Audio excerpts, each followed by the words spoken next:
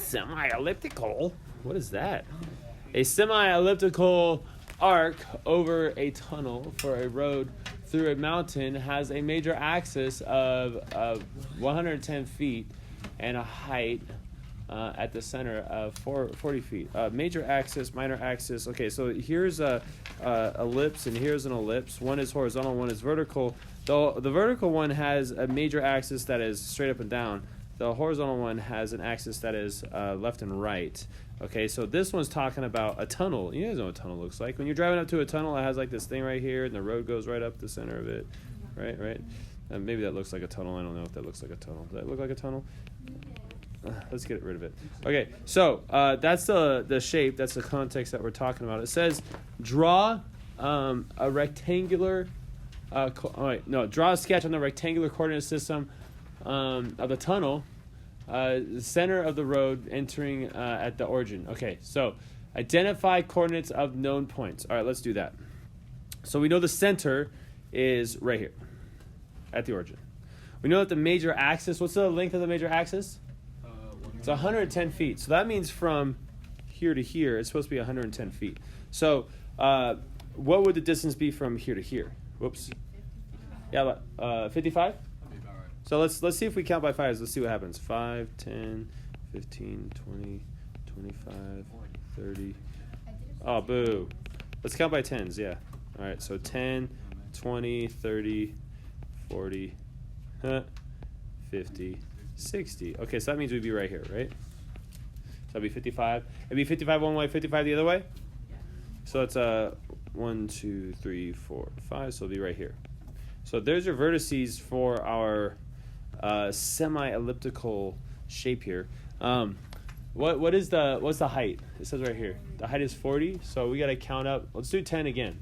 10, 20, 30, 40. So boom, I'm going to make that 40.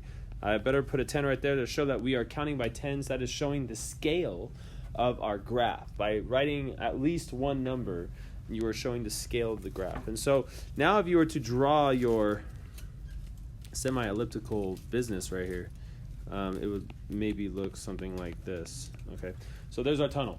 All right, so let's move on. Identify the coordinates of the known points. Ooh, coordinates. So this would be, what's the coordinates right here for this one? 55, 0. That's a vertice. And then we have a negative 55, 0 over here. And then for this one, this co-vertice, we have a 0, 40. All right, so the graphing part wasn't too difficult. We identified the coordinates by writing them.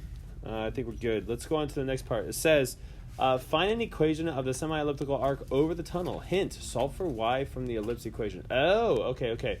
Let's, okay, so we're going to write an equation for just this line right here. Now, this is not a full ellipse, right? Okay, but we know how to write an ellipse equation, so let's start with the full ellipse. Okay, so the full ellipse equation looks like this. It says x minus h squared, and I'm going to put the a squared underneath the x because this is a horizontal ellipse. Then we have y minus k squared, and then we have b squared. This equals 1. All right, so now we can find a lot of these values here. You guys know what the h and k are because that's the center of our ellipse. So pretending our ellipse goes all the way around, that's what this would be. Let's see, we got x squared up top, and then we have y squared because the h and the k are 0, so now they're all by themselves. And then what's our a squared going to be? What's this guy? The a is the length to our vertice, yeah? And that length is 55, so what would 55 squared be? Ooh, that's a big number. Okay, so 55 squared is 3,025. All right, and then the other one is going to be the height squared, because it'd be 40 this way and then be 40 down this way for my ellipse if it went all the way around. So 40 squared would be 4 times 4 is 16, then you have 2 zeros to add on to it, so we get 1,600. All right, so that's cool. This is an equation for that ellipse. Man, but this says the semi-elliptical arc. So it says right here, it gives you a huge hint, solve for y. So let's solve for y. Let's get the y alone. So I'm going to move this guy to the other side by subtracting him. And when I subtract him, this is what I get. I get y squared over 1,600 equals 1 minus x squared over big number 3,025. Okay. Now y is still not alone. I have to multiply both sides by 1600. So let's just rewrite it like this: y squared equals, and we'll say 1600 times 1 minus x squared over 3025. Okay. Is the y all alone yet? No. I would have to square root both sides, right? Right. So if I square root both sides, I would get plus or minus the square root of that, and then this square would go away. So we have our plus or minus. Plus or minus. Why does it say plus or minus? That's because plus would be this part. Minus would be this part underneath it. It's like two parts. Okay. We just wrote y as a function of x, but it only would be a function, I guess, like if there was only one sign there. Which sign do we want? Do we want the positive sign or the negative sign? Yeah, we want the positive sign. So our answer for part B is just going to be y equals positive, the square root of 1600, times 1 minus x squared over 3025. Now, technically, I could take the 1600 out and make it into 40 and put 40 out front. Okay? That's another way to write it. But I'm okay with leaving this the way it is because it looks pretty hairy, ugly. Okay? We're doing the concept of conic sections, and if you had that, I'd be super jazzed and super stoked. All right, the next question says, determine the height of the arc 32 feet from each edge of the tunnel. Now, whoa. 32 feet from each edge of the tunnel. Now, my picture went away, but I remember we had like something that looks like this, and we had this arc thing, right? It says 32 feet, so we're going to count 32 feet in from the edge of the tunnel. I want my 32. 32, we're going to go in. What's the number going to be right here? 33. This is 0. What number is this? 23. How do you know that this is 23 right here? You had 55 minus 32, right? Because this number right here is 55. And so you're thinking if I go in from the edge, I would be at 23. So remember that you were asking a good question earlier. If I know this x value, how do I find the y value? Because the y value is what I need to know the height, right? How do I? That's it. You plug it in. So we're going to plug in 23 to this x. And I think the top does it say you need a calculator for this? Okay, but I'm going to allow you guys to use a calculator just because I don't want to waste too much time doing these big old calculations. 23 times 23, I have to put that on top right there. That's over 3,025. What is 23 times 23? 529. Okay, now we can simplify this. Once we simplify this, we get our height. Okay, so we're going to have to go 1 minus this first, and then I'm going to have to multiply it times 1600, and then take the square root of it. So I'm going to plug this all into my calculator to see what I get. So plugging in the calculator, we get 36.334. And, oh, nope, sorry, the 4 has to be rounded up to 5. Okay, and now are we feet? Yes, we are feet. Hey, so that's approximately your answer. A work crew is trying to repair damage to the inside of the tunnel. Unfortunately, they only brought enough scaffolding. Man, it's all blotchy. Enough scaffolding to reach up to 24 feet. How close to the edge of the tunnel should they place their scaffolding so that they can reach as high as they possibly can? Huh. I don't know what that means. You don't know what that means? Wait, you don't know what scaffolding is? Oh, dang. Okay. Hey, if you guys go to Newhall right now and they're building up that new building, there's a ton of like structures around it so that the workers can walk on it outside the building. That's called scaffolding. So here's a tunnel. Okay.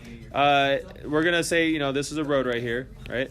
We'll go like this, and here's like the dotted lines and everything. So the scaffolding, we're going to place like right here.